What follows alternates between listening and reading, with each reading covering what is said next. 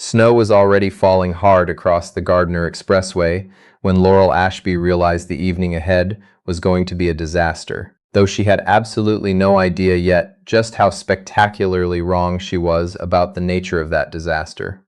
She gripped the steering wheel of her aging Silverado with both hands, knuckles pale under the orange glow of the highway lights.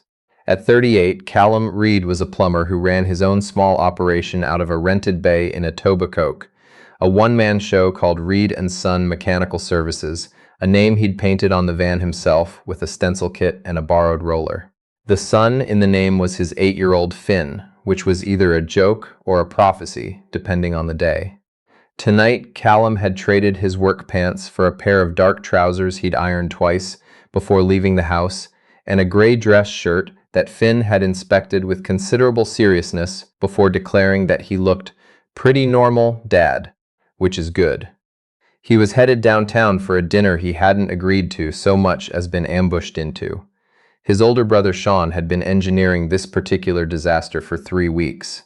"She's not like that," Sean had kept saying whenever Callum raised any of his reasonable objections. "She's real people. She's not going to look down at you." Callum hadn't said what he actually thought, which was that it wasn't about being looked down at, it was about the math. He had a kid, a van with a transmission that complained in cold weather, a client who was 60 days past due, and exactly $43 in his personal checking account until Friday. The restaurant Sean had booked was on King Street West, the kind of place where they described the bread course on a separate card. He had no business being there. 12 kilometers north, on a slushy curve of Bayview Avenue, Laurel Ashby was already late and getting later. At 41, Laurel was the chief financial officer of Meridian Capital Partners, a mid-market private equity firm that managed just under $4 billion in assets across healthcare, logistics, and commercial real estate. She had spent the afternoon in a conference room on the 42nd floor of First Canadian Place, restructuring the terms of a portfolio company's credit facility in a way that had made the lead banker from the lending syndicate visibly sweat through his shirt collar. She was good at her job in the particular way that people who have never known any other mode of being are good at things, completely and at significant personal cost. Her personal life, by contrast, was a holding company with no assets. Her deputy and closest colleague, Margot, had organized tonight's setup with the kind of cheerful aggression that Laurel associated with people who were happily married and could not rest until everyone around them was also happily married. "He's not a finance guy," Margot had said, which was apparently meant to be reassuring. "He works with his hands. He's grounded. He has this daughter, son," Laurel had corrected, because she'd read the brief Margot had left on her desk, which was its own alarming thing. "Son. Right. The point is, he is genuinely not trying to get anything from you. He doesn't know who you are. Just go. One dinner." Laurel had agreed in the way that exhausted people agree to things they have every intention of quietly canceling, and then the week had gotten away from her, and now here she was, driving herself because her usual car service was double booked, in her best charcoal blazer, in weather that had no business being this aggressive for October. The Audi gave no warning. One moment she was navigating the curve, the next the engine simply stopped, as though someone had reached under the hood and pulled a fuse. The power steering went with it. Laurel wrestled the car to the shoulder with both hands, the tires crunching through the frozen slush and stopping hard against the curb. She sat there for a moment in the sudden silence, listening to the snow hit the windshield. She tried the ignition twice. Nothing. Her phone showed 1 bar of signal, which dropped to 0 while she was looking at it. She said something that would have surprised her board of directors. 3 blocks back, Callum had taken Bayview to avoid the highway backup his radio had warned him about, and his headlights swept across the Audi's hazard lights before he fully processed what he was seeing. A car on the shoulder in this weather, hazards blinking, no one standing outside. He slowed automatically. He pulled the Silverado in behind her, left his own hazards running, and stepped out into the snow. The cold hit him like a door opening into a freezer. He walked up to the driver's side window and knocked twice. The window came down 3 inches. Inside, a woman in a charcoal blazer looked up at him with the carefully neutral expression of someone who had been trained to reveal nothing. "You okay?" he said. "I'm fine," she said, with the conviction of a person who was not fine. "I've called for assistance." Callum glanced at the dead dashboard. The radio display was dark, the instrument cluster completely black. "Your car's not running," he said. "I'm aware of that. You get signal out here?" A brief pause. "It's coming and going." He looked at the Audi. It was a late model A6, probably 4 or 5 years old. What happened when it died? Did it just cut out, or did it sputter first? She looked at him more carefully. It just stopped. No warning. The power steering went at the same time. "That sounds electrical," he said. "Not the battery. Could be the alternator, could be a fuse block issue." "You mind if I take a look?" "You're a mechanic?" "Plumber, mostly. But I grew up in my uncle's shop. I know enough." He held up both hands, which were clean for once because he'd scrubbed them twice before leaving the house. "I'm not going to make anything worse." Another pause, shorter this time. She pulled the interior release, and the hood popped. Callum went around to the front of the car, lifted the hood, and used the flashlight on his phone to look at the engine bay. He found what he was looking for in under 30 seconds. A fuse block relay on the passenger side that had worked itself loose, probably over weeks of cold starts and vibration, and had finally given up entirely on this particular curve of Bayview Avenue. He heard the car door open. She came around the front of the vehicle, her blazer providing approximately zero protection against the wind, and stood a careful distance back. "What is it?" "Relays come loose from the fuse block." He showed her with the flashlight. "See this connector here? It's not fully seated. It controls your main electrical circuit. When it lost contact, everything went with it." "Can you fix it? Right now?" "I can get you back on the road, yeah." He was already pressing the connector back into place, wiggling it to make sure it seated properly, checking the adjacent connections while he was there. "You'll want to take it to a dealer this week and have them look at the whole fuse block. This happened once. It'll happen again if you don't." He heard her move. She had stepped forward, close enough to see what he was doing, and she was watching his hands with the focused attention of someone who understood things by watching how they were done. "You came from the highway?" she asked. "Tried to." Gardeners backed up past the on-ramp. "Taking Bayview down, I was doing the same thing." A short pause. "I'm supposed to be at dinner." "Me too." He straightened up, closed the hood, wiped his hands on the cloth he kept in his coat pocket. "Try it." She got back in the car. The engine turned over on the first try, every light on the dashboard coming back to life in sequence. He heard her exhale from outside the car. She opened the door and stood up again. The snow was coming down harder now, catching in her hair and on the shoulders of her entirely inadequate blazer. "Thank you," she said, and she meant it in the particular way people mean things when for certain they were going to be stranded and then suddenly weren't. "Seriously, I would have been waiting an hour out here, happy to help." He turned toward his truck. "I'm Laurel," she said. He turned back. "Callum." She offered her hand and he shook it, and for a moment neither of them said anything. The snow fell between them. "You're really a plumber," she said. "It wasn't a question exactly. Why does everyone say it like that?" Something shifted in her expression, brief and unguarded, almost a smile. "Safe drive," she said. "Watch the curve back there. It's worse than it looks." "You too." He walked back to his truck. They pulled away from the shoulder in opposite directions, her south toward King Street and him north for 1 block before he turned around, because he'd gone the wrong way in the dark. He didn't know that. He didn't know a lot of things yet.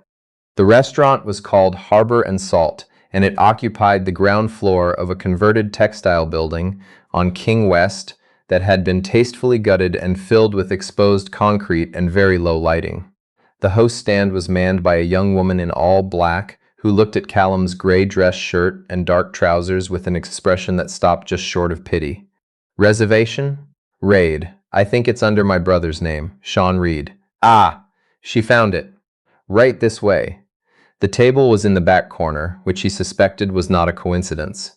Callum sat down, declined the cocktail list, and ordered water. He checked his phone. 7:22. He was 4 minutes late. He wondered how long you were supposed to wait before you could politely leave. He was reading the menu, doing the math in his head with the familiar low-grade anxiety of a man who knows exactly how much is in his account, when the room changed. He felt it before he saw it. A slight shift in the ambient noise, a few heads turning near the entrance. He looked up. Laurel was standing at the host stand. Her hair was still slightly damp at the ends from the snow. She was wearing the same charcoal blazer, and she looked slightly less composed than she had on Bayview Avenue, which meant she looked approximately as composed as a Supreme Court justice. The host was saying something to her, gesturing toward the back. Laurel's eyes moved across the room, and then they found him. She stopped. He stopped thinking. The host was still talking. Laurel said something to her, short and quiet, and then she walked toward the back table with the even, unhurried pace of someone who had never once in her adult life let anyone see her rattled. She sat down across from him. "So," she said. "Yeah," he said. They looked at each other across the small table. "Your brother," she said. "My brother," he agreed. "Your deputy?" "Margot." She said it the way you say the name of someone you are going to have a very specific conversation with tomorrow morning. She gave me a brief, an actual brief. With a photo, "Sean showed me your LinkedIn." Laurel pressed her lips together. Of course he did. A server appeared. Callum watched Laurel order sparkling water without looking at the menu, and he understood that she came here, or places like here, often enough that the menu was a formality. He looked down at his own. The cheapest main was a Branzino at $68. He put the menu down. Laurel was watching him with those quiet, calibrated eyes. "You don't have to pretend to decide," she said, keeping her voice low. "I can see you've already decided." He looked at her. "Decided what?" "That this is going to be a short evening." He was quiet for a moment. "I didn't say that. You put the menu down like it insulted you." He laughed, surprised. It came out louder than he meant it to. A man at the next table glanced over. Callum didn't care. "Okay," he said. "Fair. It's a bit outside my usual." "Mine too, actually," Laurel said, and she said it in a way that suggested she was being more honest than she'd planned to be. "I hate restaurants like this. Everything is designed to make you feel like you should already know things you don't know. What do you usually eat?" She looked at him steadily. "I eat at my desk most nights." He sat back in his chair. "That's grim." "Yes," she agreed. "It is." It was at approximately that moment that the evening shifted from something both of them were surviving into something neither of them had planned for. The guard dropped, not all at once, but in the way guards actually drop. Gradually, then suddenly. She asked about the business, and he told her about it without the usual defensive spin, the whole shape of it. How he'd started it 6 years ago, with 2 clients and a borrowed van. How it had grown to a point where he needed to hire someone, but couldn't quite make the math work. How every month was a negotiation between what was coming in and what had to go out. He told her about Finn, who was with Sean tonight, and who had recently developed an intense interest in weather systems and had been checking the snow forecast since Tuesday. "He texted me 3 times today," Callum said. "Once to say it was going to be worse than they predicted, once to say he'd been right, and once to tell me to drive carefully. He's 8. Laurel's expression did something complicated. "He sounds extremely competent. He's better organized than I am." Which is not a high bar, but still. She smiled, and it was the first real one he'd seen. It changed her face considerably.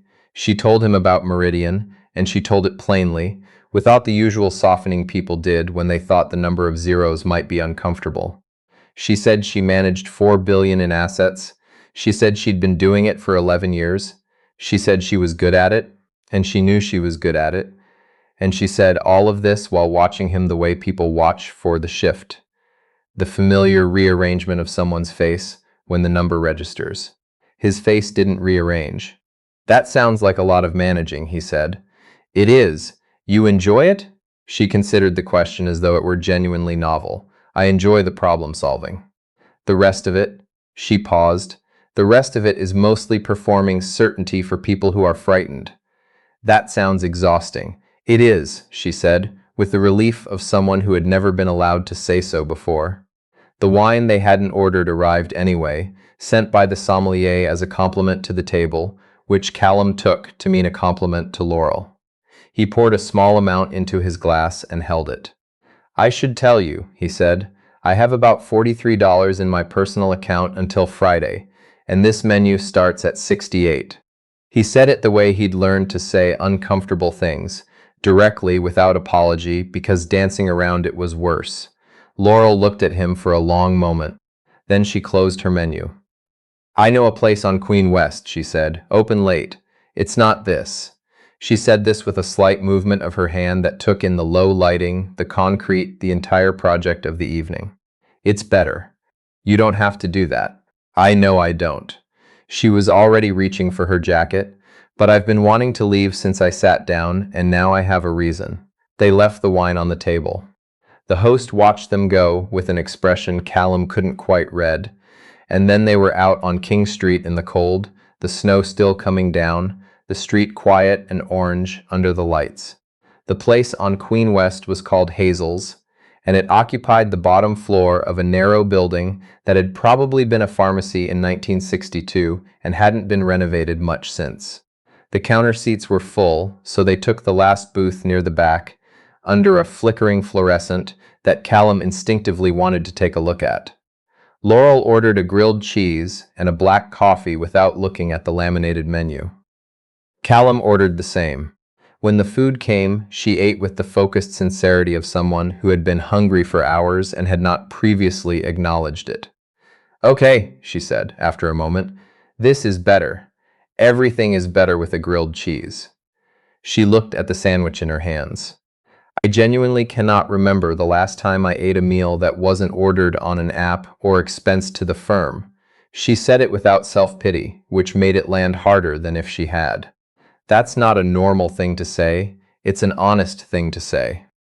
She looked at him across the table, the fluorescent light catching the tired lines around her eyes that the restaurant lighting had hidden.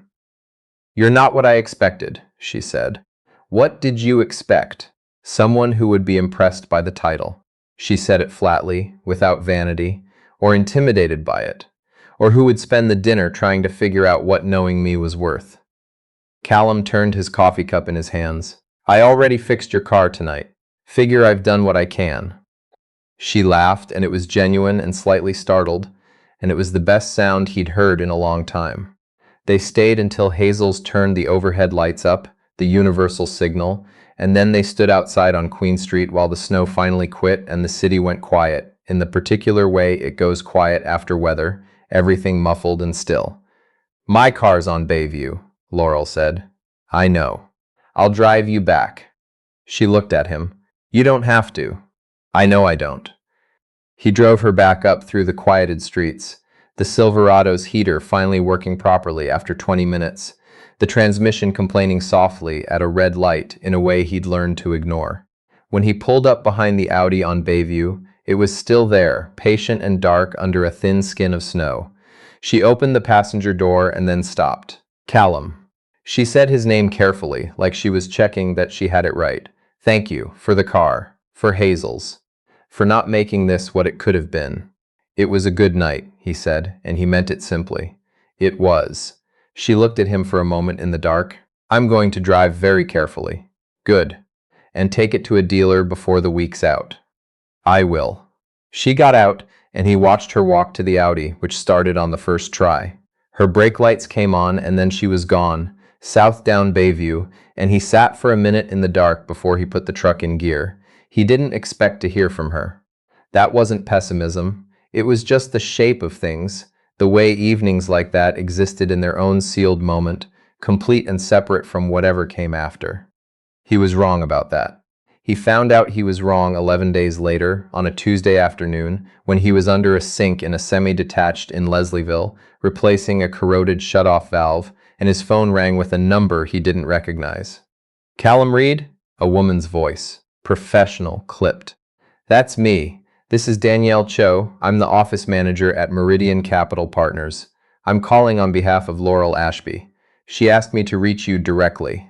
A pause. "Are you available to come in for a meeting this week?" He pulled himself out from under the sink. "What kind of meeting?" "Ashby would like to discuss a service contract. Meridian has 2 office floors and a server room in First Canadian Place. The plumbing maintenance has been managed by a large commercial firm that, as she put it, charges significantly for the privilege of sending different people every time who don't know the building. She's interested in a smaller operation with consistent service, she said. Another pause, a slight shift in the professional voice that suggested she was reading directly from a note. She said, and I'm quoting, "Tell him it's not charity, it's a business decision, and he should know the difference by now." Callum sat down on the edge of the bathtub. She said that, verbatim. He looked at the corroded valve in his hand. He thought about the $43 which had been replenished and spent and replenished again in the 11 days since. He thought about Finn, who had texted him that morning to say the forecast was clear all week. "Tell her I'll be there Thursday," he said. 10 o'clock if that works. "I'll confirm it," Danielle said, and hung up. He sat there for another minute in the quiet bathroom, the only sound the faint drip from the tap he hadn't gotten to yet. When he arrived at First Canadian Place on Thursday morning, he took the elevator to the 42nd floor and gave his name to the receptionist, who directed him to a corner office with floor-to-ceiling windows and a view that took in the whole frozen sweep of the harbor. Laurel was standing at the window with her back to him, in a dark suit this time, her hair pulled back, and when she heard him come in, she turned around. She looked different in her own territory, more guarded, more exact, every line of her deliberately placed. She looked like what she was, someone who had spent years building walls so high that she'd started to forget they were there. She looked at him, and something in the exactness softened just slightly. "You came," she said. "You said it was a business decision. It is." She gestured to the chair across from her desk. "Sit down. I'll have Danielle bring the contract." He sat. She sat across from him, and for a moment neither of them spoke. "How's the Audi?" he asked. At the dealer, as of Monday, they found 3 other connections in the fuse block that were on their way out. She looked at him steadily. "You probably saved me from doing that on the gardener at rush hour." "Lucky I took Bayview." "Lucky," she repeated, in the tone of someone who didn't quite believe in luck but was willing to entertain the argument. Danielle appeared with the folder. Callum opened it and read the contract carefully, which took longer than it might have, because he actually read it. Laurel waited without impatience, which he noticed. It was fair. More than fair. A 2-year maintenance agreement, consistent monthly retainer, scope of work that matched what he could actually deliver. The kind of contract that would let him hire someone, get the transmission on the van finally fixed, stop doing the math every month with his stomach in his throat. He looked up. She was watching him with that steady, calibrated attention. "This is a real contract," he said. "I said it was. You didn't have to do this. I know." She leaned forward slightly, and the boardroom version of her receded just enough to show the woman from Hazel's, the one eating a grilled cheese at midnight under a flickering light. "But you told me it wasn't about being looked down at. And I thought," she paused, choosing the words with care, "I thought that maybe the people who know how to fix things when they fail are exactly the people worth keeping around." He held her gaze across the desk, the contract open between them, the city spread out behind her in the cold morning light. "Thursday evenings," he said. She tilted her head slightly. "Finn's with Sean on Thursdays. If you ever want to get out of the building before 8 o'clock and eat something that isn't expense to the firm." Laurel looked at him for a long moment, and the walls, the high and careful ones she'd been building for the better part of a decade, came down by about half an inch. "I'll have Danielle put it in the calendar," she said. He signed the contract. She walked him to the elevator herself, which Danielle, watching from the reception desk, later described to her assistant as the most surprising thing she had seen in 4 years at Meridian. The elevator doors closed, and Callum stood in the mirrored box as it descended through 42 floors. The contract copy folded in his jacket pocket, thinking that the night it had all started, he had been certain it was going to be a disaster. He hadn't been wrong. He'd just been wrong about which kind.